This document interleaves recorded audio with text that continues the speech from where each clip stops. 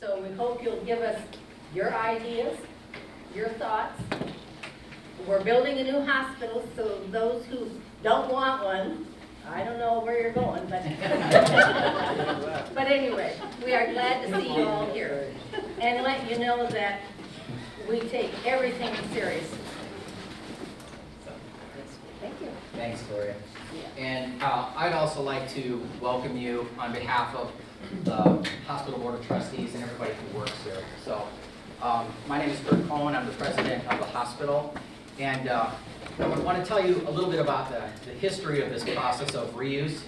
When we first started talking about what do we do with the facility, what do we do with the land, it's probably one of the most popular questions that I get asked, and I know the board gets asked, along with how is the construction of the new hospital going, is what are you going to do with the old one? And it's a great question.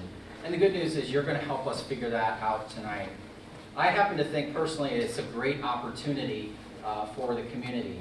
So we all kind of understand what the vision is for the new facility, but tonight is really about a different opportunity.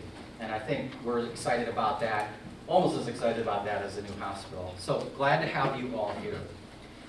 A little bit about the history of when we started talking about reuse, just to kind of frame the discussion tonight. About 8 months or so ago, the Board of Trustees said we need to begin the process of dialogue and planning for how we will reuse this facility. There were some things that they said were important as we embarked on that process. Number one, we need to take a collaborative approach.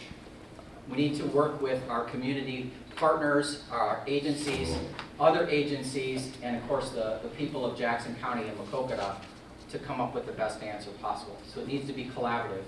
It needs to be transparent. Transparency is about building trust. And the Board of Trustees has said whatever we do, whatever decisions we make, we want to do this in the light of day so that people can be part of it and feel like they're part of it. In the future, if you fast forward and think about whoever might take over this facility, if it's still here, is they're going to want to know that there is a vision and support from the community.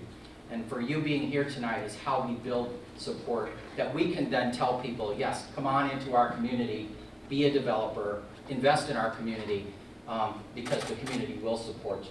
So that's how important your job is tonight with us. So, and then the other thing, of course, we want to work to keep costs down, and there are other things that are important to the hospital. But most importantly, the board has said, we want to do something that fits with the community. This isn't just about unloading an asset or tearing it down if we don't have to. If this can be used for something useful for the community and consistent with what the community says is important, that's what we want to do. So that's a little bit of the background tonight.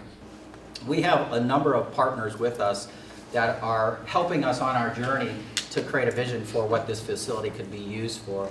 And I will say my opinion is that it's kind of turned out more than ever than what I could have possibly imagined it would be. And we're just really getting started.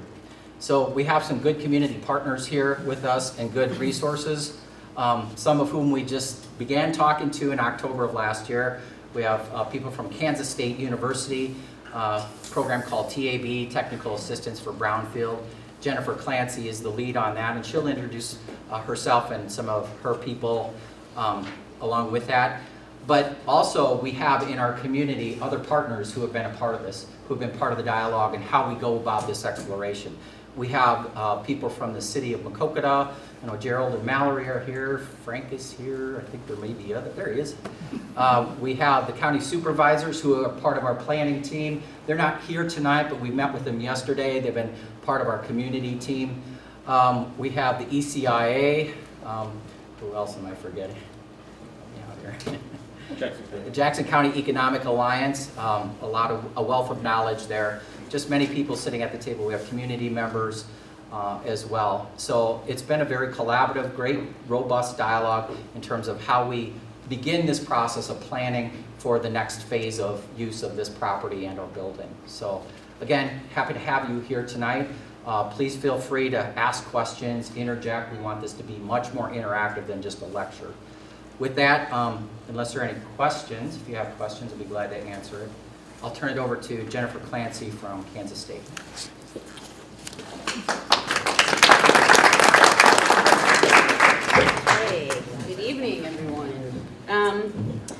real quick, here's our little agenda for the evening. We're having the welcome, opening remarks, which we're kind of, this is where we are right now. And then I'm going to talk to you a little bit about the planning, this planning framework process, the revisioning for the site.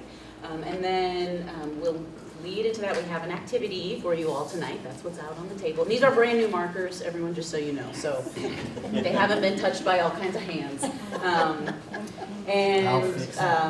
Then at the end, after we go through our activity and get your feedback, then we'll just kind of have some final closing comments and talk about what happens next. So as Kurt mentioned, I'm Jennifer Clancy. I am with the Kansas State University Technical Assistance to Brownfields program. And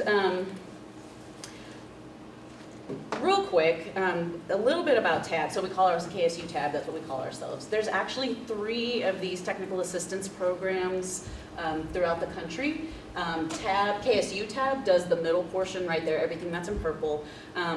And we are all funded by EPA grants to provide this assistance to communities. And everything that Kurt mentioned about collaborative process, working with the community, transparency, community input, all of that, that is what TAB does. That is sort of our focus, to make sure that communities are creating the vision that they want for their communities, and then we're helping them come up with the vision, guiding them through that process, and then trying to get them the resources necessary to implement the type of change that they want to see in their community.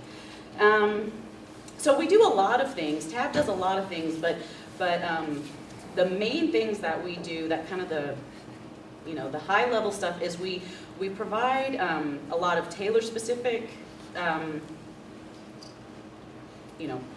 whatever the specific needs of the community are, we tailor them to the community, but it does usually involve some aspect of planning and environmental and economic expertise. We have a lot of partners that we work with. I have 2 partners here tonight, Megan Conway and Jesse Silverstein over there.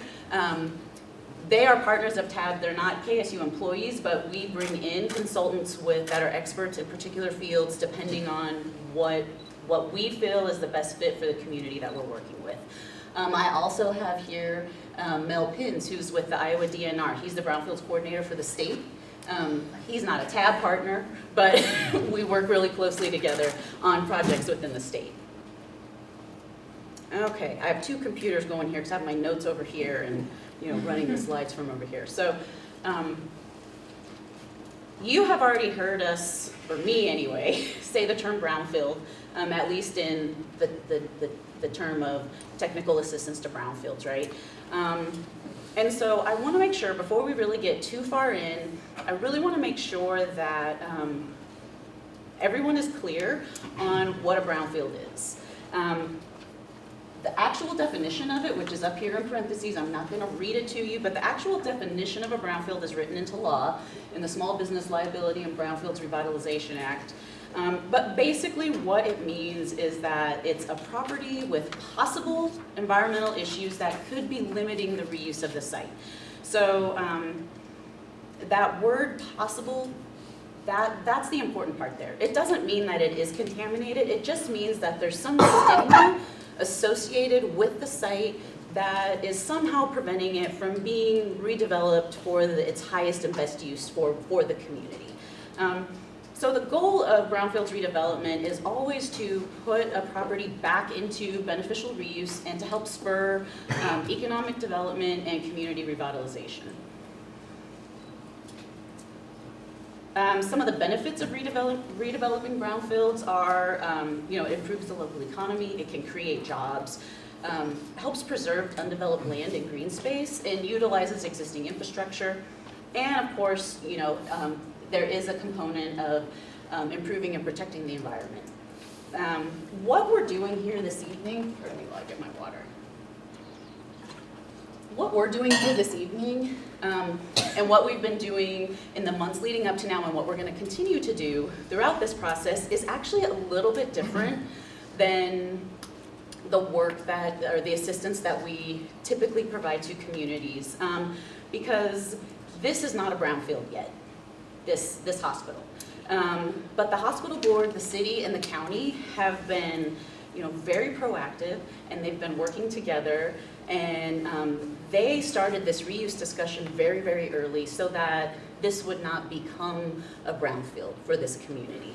They want one community asset to move into the next phase of its life to be another community asset. So they should really be commended for that, for taking this approach and thinking ahead and trying to make these plans and not letting this sit and wait for someone else to come in and do it. Okay. All right, Kurt, do you want to come up and talk a little bit about the history of the hospital? Yeah, I'll talk a little bit about just some of the basics of the hospital, a little bit about our time frame for the new building, just to give you an idea of what kind of time frame we are on. First of all, let's talk a little bit about the site itself. You see maps on the table. There's a map up here. Here's a good aerial map of the hospital. This is the north side of the building. That would be Grove Street there, Arcade, and then Quarry there. So the hospital is about 127,000 square feet. It was built in stages over about 70 years. The oldest part of the facility is in this section right here, which is just south of us.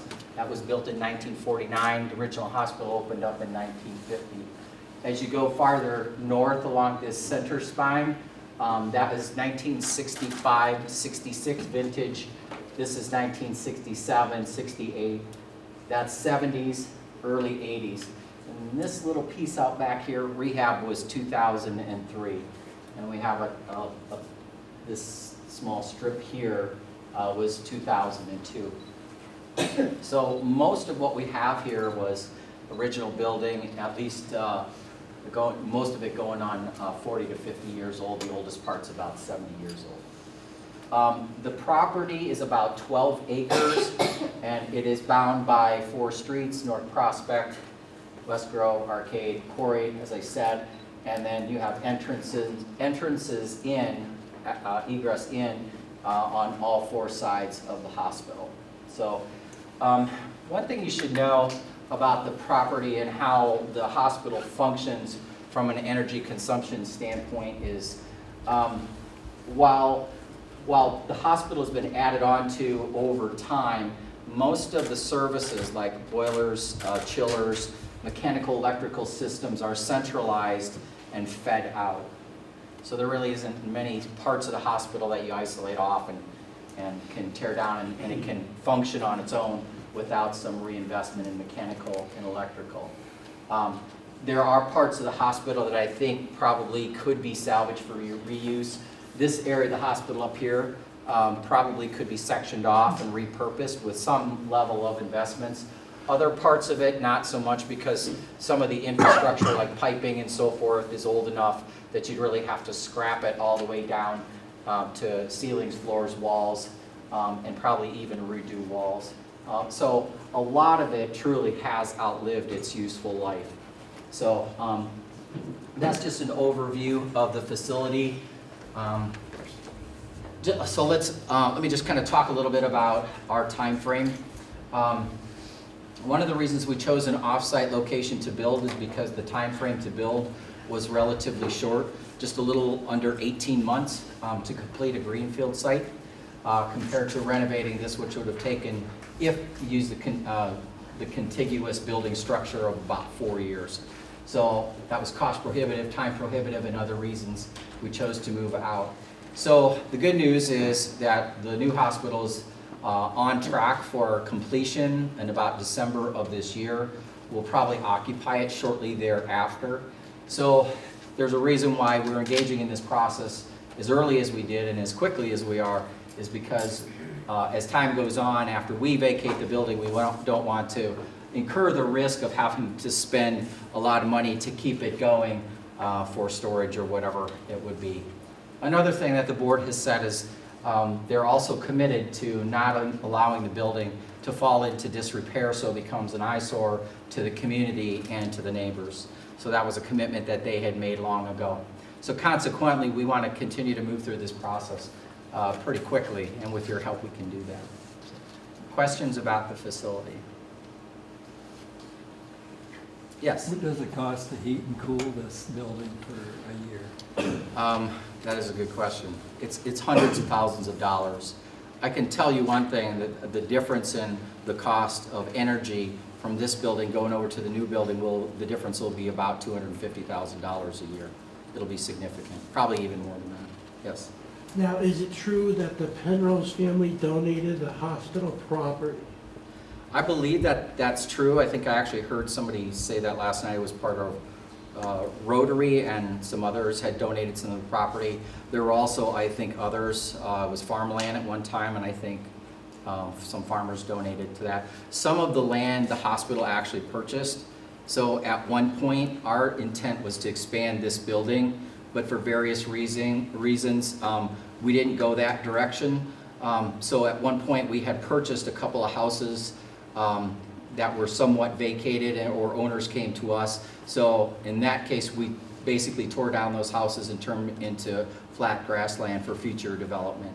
And those are actually 3 lots over there next to our maintenance building on the west side of the hospital. Yes. How much of the square footage that exists is actually in use for hospital services and programs? I would say probably 60%. So if you consider sort of patient care functions, you have dialysis in this area here. You have a former inpatient unit here. That is used on occasion for our specialty clinics, but not heavy on a daily basis. Most of the inpatient, or excuse me, the outpatient work that we do 90% of our work is outpatient, occurs in this section of the building right there. Our inpatient unit is here, and then rehab is down here. Most of the rest of this in between is offices or support services that frankly could be located anywhere. Yes? I just heard that the property was donated. I assume that there are no provisions for reversion in the event it's not used as hospital property. I don't believe there are. I've not seen anything. Yes? Go ahead. Kurt, you want to speak a little bit to what is at least known at this point? If the hospital were to be demolished, what remediation might be required, possible hazardous materials, asbestos, the underground tanks, lead paint? Yeah. So actually just last week we had a company called Impact 7 who works very closely with the city and the state of Iowa, came out and did what they call a phase 1 assessment. I just happened to read that yesterday because it came in. And so we know a couple things. We've got 2 underground storage tanks. One is, I think,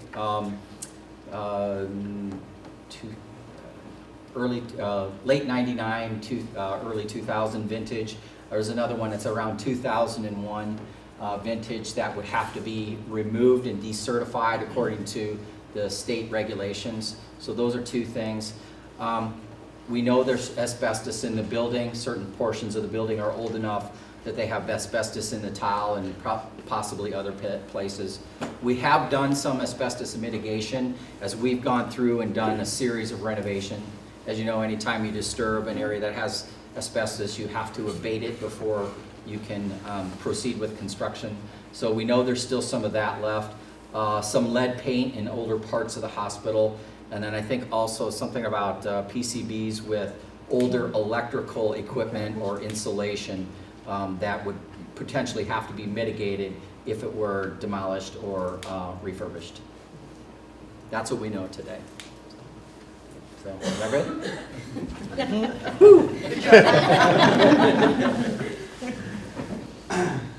Any other questions for me? Those are great questions. Thank you so much. Yeah. All right, thanks.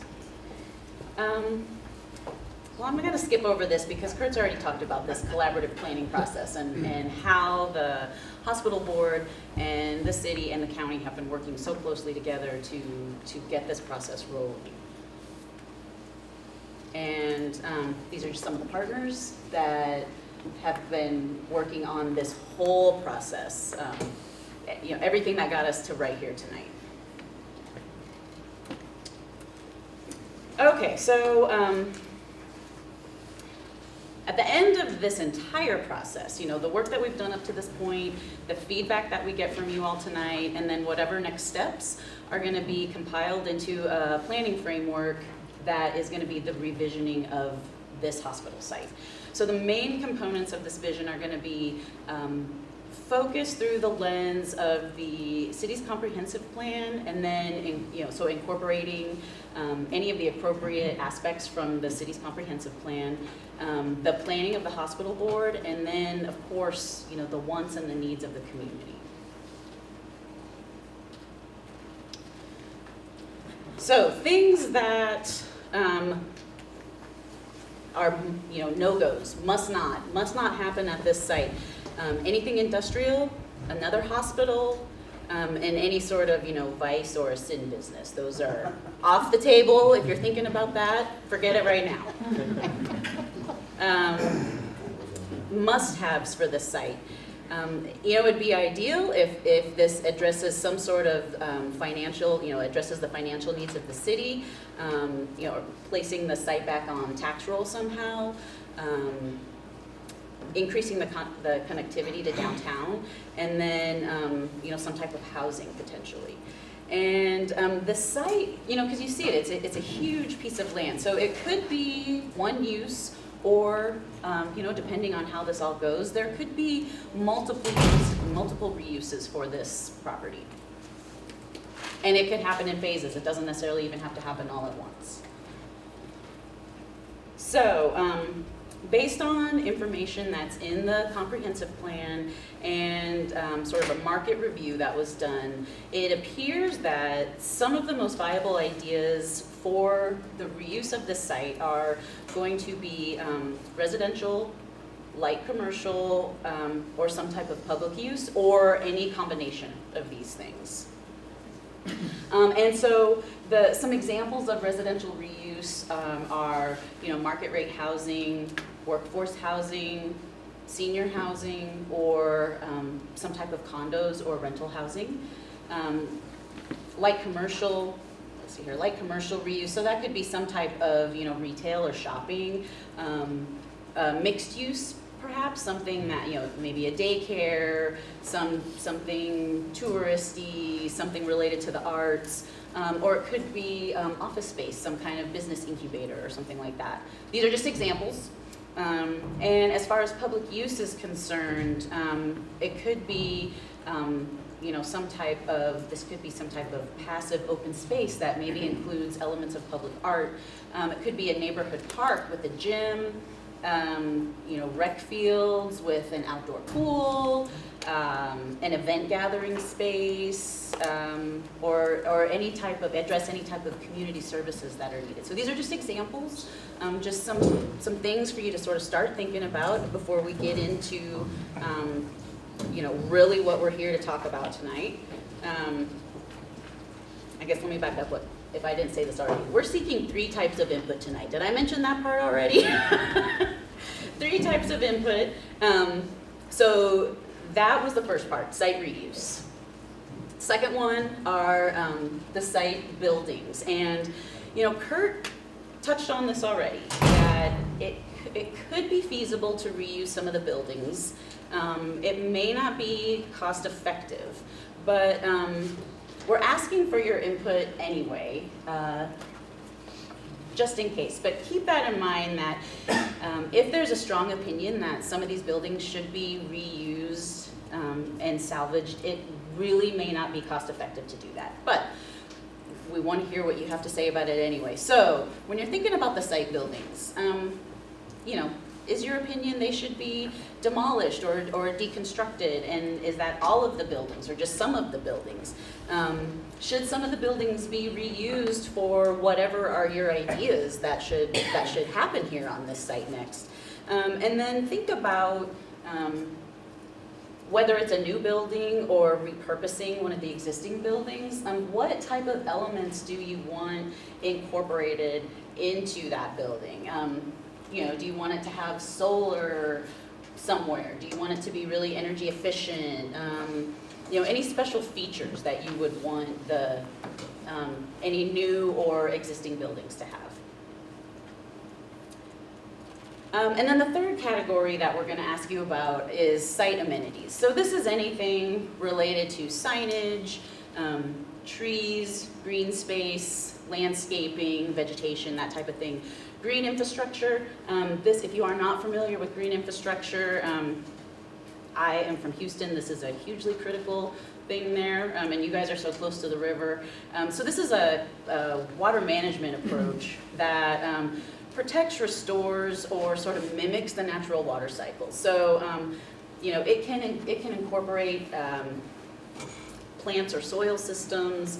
It can include things like permeable pavement or permeable surfaces, and that just helps, so in the event of a massive rain event, it lets the water infiltrate into the soil instead of just hitting the pavement and running right off, which is, that's how flash flooding can happen.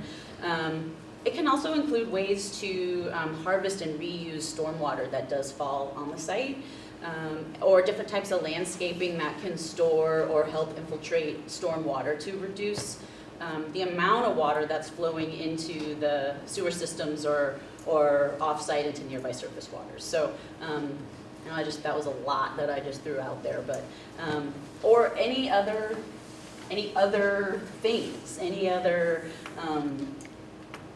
It's wide open, right? Whatever else you would want to see on this site as an amenity, think about that. Okay, so now we're moving into the fun part, where we actually get your feedback. So you are already in groups. We may ask some of you to move around just so we have sort of a, close to the same number of people at each table. Each table is gonna have its own little discussion about these three categories, which I will put a slide back up here so that while you're doing the activity, you know what it is that you're actually supposed to be talking about, right? So you are gonna be discussing what could the site be reused as? What do we wanna see happen here? What do we wanna see happen to the buildings? And what kind of elements do we want to see incorporated into the new buildings or the restored buildings? And then what type of site amenities do we want to see on this site? So those are the things you're going to talk about. Each of, you see you have 3 different colors of Post-its on your table. Up here, you can see we have these 3 easels with 3 different color Post-its on it. Anything related to site reuse goes on the pink Post-it. Anything related to site buildings goes on the yellow Post-it. Anything related to site amenities goes on the blue Post-it. So 1 idea per Post-it. Go crazy. I think do we have more Post-its? Okay, so we have a lot of Post-its. We also have maps on the table here. So one of them shows, it's a map of the hospital as it is now with the buildings. One is without the buildings. If you all feel like you want to draw on these to, get ideas going to help you in your creative process, feel free. So we're going to take about 45 minutes to do this activity. For you all to talk amongst yourselves as a group and come up with your different categories. At the end, after that time is up, we're going to do what we call it report out. You're going to have a spokesperson for each table that's going to share the ideas that your table generated. And as you're sharing them, we're going to ask that you come up here and put them on the appropriate easel. And then after everybody's reported out on their ideas, when you checked in, you should have gotten a voting sheet, an agenda and a voting sheet. Okay. So after we've heard everybody's ideas, the last thing you're going to do is write down your top 3 ideas for each of those 3 categories and leave those here with us, please. That is the information that we need from you all. That is your input to us that we will then include in the report that goes back to the hospital board and the city and the county supervisors. Okay. Yes. Yeah, we are going to have, some of us facilitators are going to be walking around. We might sort of camp out at one of your tables and just, we're there to help answer questions for you, or if you get stuck, we can kind of help guide your thought process a little bit. So That's what we're gonna be doing, walking around. The state, the owner of the tank is responsible for that tank. Yeah, the hospital owns it. Because they can't find that quality of housing. Someone could do like. So when we say housing, Yoga, it's for that population to get there. Not low-income housing, that was a misconception, that's why I fell through, because too many people thought it was Plumbing with the wiring, and to update that or bring that up to code, you're better off tear the whole thing down and start over and build exactly what you want. None of the buildings have their own heating or cooling units. It all comes from one unit.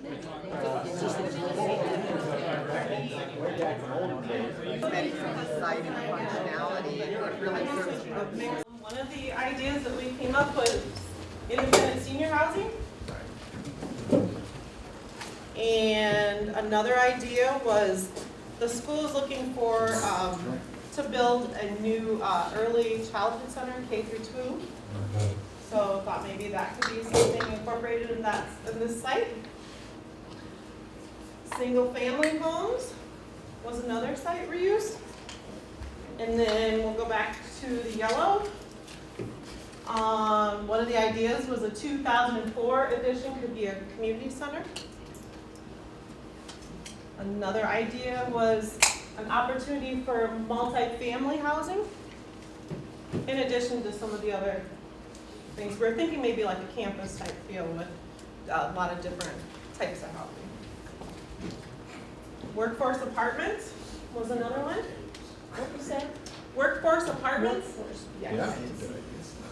Can you define that? What is it? Ralph, do you want to define workforce apartments? That was your kind of take on. Talking about maybe people that move in and out of the community for short-term periods. Well, you look at the pocket housing, that's not even filled up, you know, so we need something cheaper than pocket housing. Like a dorm style, like when I was in college, you live in a dorm. I could live in my dorm with a hot plate and so on and get by fine. So all these rooms up here, we could have like dorm style housing for real cheap labor or whatever. In Colorado, they always wanted to pay their ski patrols real cheap wages and everything, so the ski resorts got together and built a big dormitory for everybody. So then they have a communal kitchen and laundry area and so on. So, you know, we need something cheaper than pocket housing that people can afford. And I think one of the things we were talking about, the reuse of where is it at? The 2004 edition. A lot of the other amenities or types of housing would be built from the ground up. So I think that's probably where we differ in some opinions maybe, but I think for the majority of us, we wanted to see those types of housing and also maybe keep that one building. So. Another idea was to have or move some of the public service offices that are currently maybe at the courthouse or are scattered around the community here. So that was another use of the space. And site amenities, we had outdoor pool was one that came up. Park space. Ice skating rink. Community center. And it goes with the contact there. Community garden space. A trail to Bicentennial Park and extending to the river trail, maybe some type of. And with that, pathways to the community center, so a matrix maybe of pathways that go between the different buildings. Community or shared kitchen, kind of piggybacking off of what Ralph was mentioning about the workforce housing, maybe that type of building. Trails on site. And sustainable or LEED certified. And basically, like we talked about at the beginning, Mallory, do you want to expand upon what LEED certified is? It's a certification for energy efficient conservation sort of thing. So talking about that kind of overall and whatever might happen there, that it be green. Yes, yes, so. And also this public service office space, that necessarily wouldn't be for the city. It would be to help the courthouse out, like more room for the driver's license station and services like that. For a local satellite state facility? Possibly. Yeah, possibly, Gerald. Yeah. But I think the consensus was more like of a campus feel with a lot of those different types of things incorporated, so. But housing, of course, played a big role in our things. Great. Good job. Great ideas. Put some of these on top of others, and they may get moved from board to board. Unfortunately, I was the only one at the table that thought a casino was a thing. Conversation about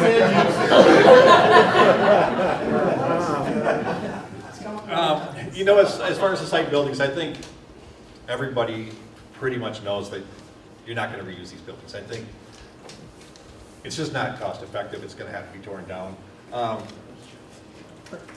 We had a lot of conversation around neighborhood, not commercial, housing type stuff, especially like 55 plus type housing, rather than going below income or high income or whatever it is. Something that you kind of get a good idea of who's going to be living there. We think that there's probably already enough low income housing. Maybe I could be wrong. So neighborhood, not commercial. We'd love to see a discovery center of some kind in town. Something maybe that's commercially helped along. You know, some of these companies, they bring some of their products in, they throw money into it too, some way to subsidize the cost of doing it. I really doubt the city can afford to sustain that themselves. Carry down what's on there. Whatever we do, keep it from being a junkyard.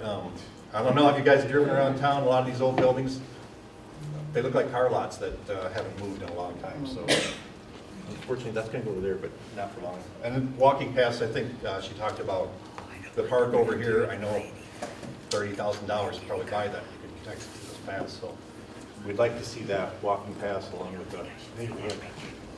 Yeah.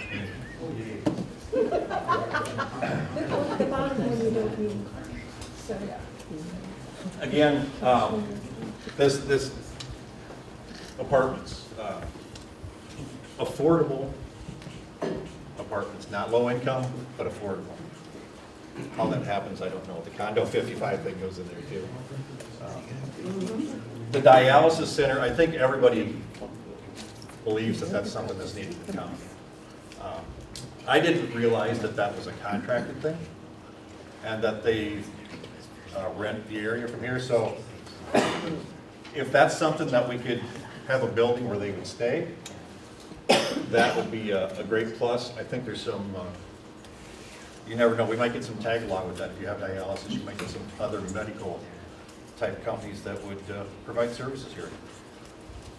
Business center,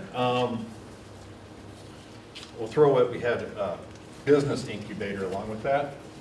I know there's been a lot of that in Dubuque, Davenport, something to help businesses along, low rent to get them started, then hopefully they move out, buy other property in the community, raise the property values in town. The Discovery Center came up again. That was popular.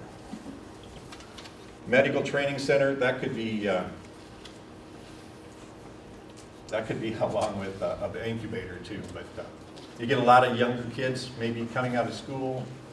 If we could get them into something where they're here, staying in the area, end up at the hospital, that would be a big plus for us. I think it's hard to keep doctors in this area. Baby daycare and adult daycare.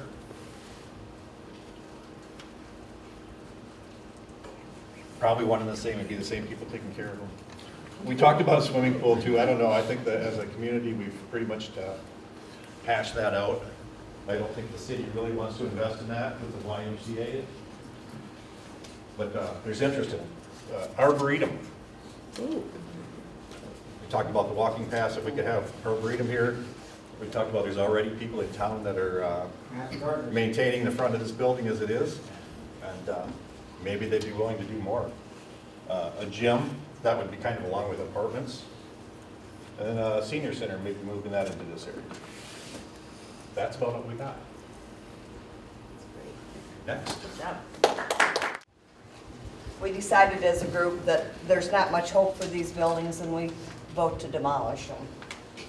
So we would demolish the existing buildings. And then what we would use, well, what we're thinking is we come up with either a really good mental health facility that would draw people from other communities, and Lord knows we need mental health, so that was what we thought, or find a developer who'd be willing to build an association type thing and would have condos with 1- and 2-car garages for people who are retiring, like from farming and such. And then that would possibly tie into a senior assisted living facility. And it would be nice, as far as an amenity went, to have a water park, a park with a water park and a band shelter. And that's all we had. So we agreed that housing is important, residential. We talked about the senior living, different levels of care as well. And along with that, then having green space in that same area. Single family homes. Oh my gosh, I can't read my writing. Oh, we happen to have a tax roll lady at our table, so anything on the tax rolls. Using the rehab center for the dialysis, exercise for senior housing. But we talked about a lot of this stuff that was up here as well, but I think the only part of the building we thought was useful was that the exercise part over there. We talked about several of these same things, but the top thing on our list was the residential, primarily for people that are ready to retire, or a single family dwelling, no low income housing, because we feel that there's enough of that in town. The community college is also looking for a site that they can expand training and hands-on. That would also be, it's probably a part business, but they could have hands-on to teach electricity, welding, nursing assistants. We want the trees saved that are already up here. They've been there a long time, and we want to save the trees. We went a step further. We do not want any retail, we don't want a jail, and we don't want a playground up there. So we would like to avoid those. For the site reuse, dialysis unit or hospice. If we could somehow help hospice out by having a hospice house. We have had several residents from Maquoketa that have driven to Clovis to see Cook and placed their family members there because there's not anything any closer than that. So I think that we do have a hospice team here. You know, we've got a start of it. That would be another nice addition to the community. Tying in with the residential, we would like to have like a walking area and garden area so that if it was for senior condos, there was a place they could sit and read outside, walk outside, even assist with helping to plant the flowers and make it an area for attractive of who all builds up there. Okay, so before the next, the next thing that's going to have to happen is you guys are going to have to vote on what your favorite ideas are. We're going to spread these out a little bit so you can move around, but you can see it's interesting when you start to hear everybody's ideas that there's a lot of overlap, which actually becomes really helpful and really powerful for us and for the hospital board, the city, when decisions need to be made that, there's a lot of common threads that are happening in this room right now. So this is really wonderful information that you all have shared with us and that you've come up with.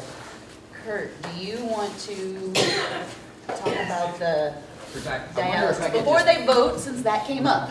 Just borrow you for 2 minutes to give an update on dialysis, because that's a question in the community, and I'm afraid that there's some misinformation around that. So I want to start you off with just a little bit of background. In 2000, it was around 2008, 2009, when the hospital converted that from a hospital-owned service and operated to a rental situation. At that time, we sold the unit and leased the space. So we sold the assets, leased the space to Dr. V.R. Alla of the Quad Cities. That transitioned over to Fresenius. Fresenius is a national company that does dialysis. And for a lot of reasons, it's the large companies who are now in almost every community that does dialysis and really are the ones that are doing them. The independent dialysis units are few and far between. So one of the questions that came up is, so why wouldn't we build a dialysis unit out at the new hospital? Number one, we already had talked to Fresenius over a year ago. It was probably 2 years ago now when we started the master planning process. And at that time, we already knew that we could not build space that would be affordable for them to rent. We already knew that they could find cheaper space to build a dialysis unit. At that time, what the board offered them was the opportunity to build their own clinic at a lower cost per square foot and do it on our land. We would give them a long-term land lease so they could be out there at the new hospital.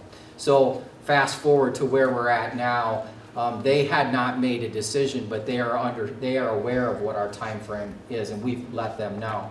So I will tell you that Gloria and I, where's Gloria, have had a couple meetings with Fresenius already. Number one, they said they have about 17 or 18 patients in the current dialysis unit.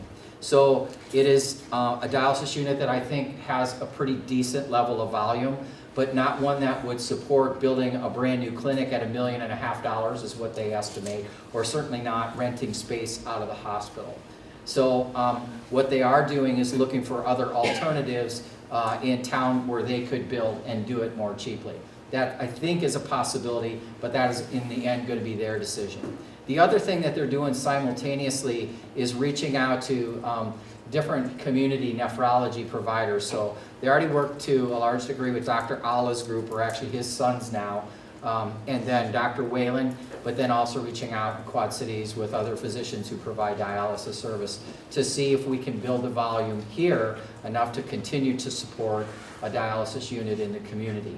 They also told us that they're very reluctant to leave communities once they come in. Some way, somehow, they would want to provide both what they call in-center dialysis, which people come in, they sit in the chair, they get dialyzed, and also home dialysis, which they can provide that service as well. They need a place to house equipment and store things and then go see patients. They could operate that out of a center here. So where they're at with it now, after our second meeting, is talking to providers, assessing options, and then they said probably within the next 30 days or so, they would have an answer for us. So what I want to make sure people understand, it's really their decision whether they continue. We'll work with them any way we can. They did also bring up, ironically, and this is why I'm bringing this up, is about whether there would be a long-term ability to stay somewhere in this building. That's going to depend on a lot of things, but our plant director, Bob Herring, is going to show them where our systems are that support the wing that they're in now and also other areas of the hospital. So if somehow through the transition we could arrange to have them stay here for a long-term use, you know, we would certainly want to consider that. So the board doesn't even know that. Sorry, we're scooping you a little bit, but I thought you might want to know. So in the end, it is going to be Fresenius' decision, but I do think they'll find a way to provide service to patients here. So that's the good news. For the hospital, our tendency is to not want to maintain a long-term connection to the facility. Because of the way we're paid by the government, Medicare, it doesn't really behoove us to have side businesses, whether it's assisted living, senior living, those sorts of things. It's just a detriment to us. Our goal is to stay focused on our core business. It's just the way rural hospitals have to function now to survive. So, but that doesn't mean we wouldn't be part of a transition that could involve dialysis if there was some way to put it together through a deal. Any questions about that? That's more than 2 minutes, sorry. So basically, Kurt, contact your legislatures If you could contact your legislator and get them to pay more for dialysis so it made it more financially feasible, that would be awesome. We've been hammering on that rock for a long time. So. Thank you, Kurt. Other questions? Thank you.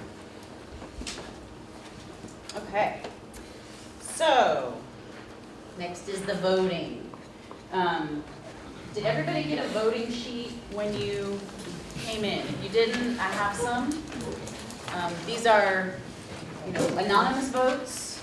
You don't have to share, you don't have to talk about it, but we do ask that you please leave the pages here because we will use them. So if you look at, you just need one couple. Yeah.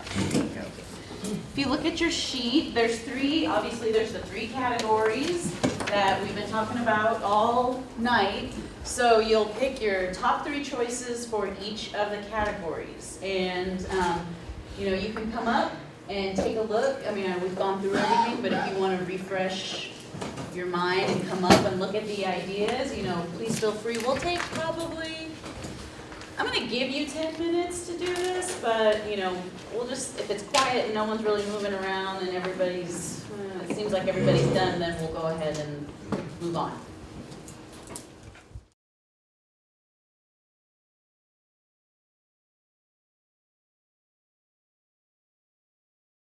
There was, just walking around and hearing what was going on, what everybody was saying, there was a lot of good conversation in this room. I think you all did a great job with ideas, and the discussion and the feedback is going to be really wonderful, I think. So yeah, just leave the sheets. I can't stress that enough. Leave the sheets. And Kurt is going to talk about what happens next and whatever else he wants to talk about. So well, first of all, I want to say thank you again for your time and your enthusiasm and your creativity. Clearly, we come up with better ideas together than any one of us could probably come up with alone. So thank you for that.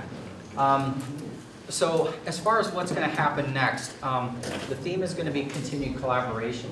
So we still have a committee that is going to work to continue to design this exploration process. We don't know absolutely everything that will happen next, but we have a team that is smart, they're thoughtful, that can help us navigate what that looks like.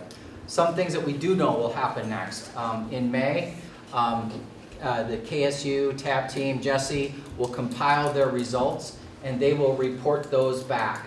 So what I envision will likely happen, and others can chime in, is have another public forum of some type to present the information and just again ensure that we're on track with what the community would like to see happen here. So expect that in May we'll get the report back. Sometime after that we'll announce some way, probably multiple ways, that will get the message out.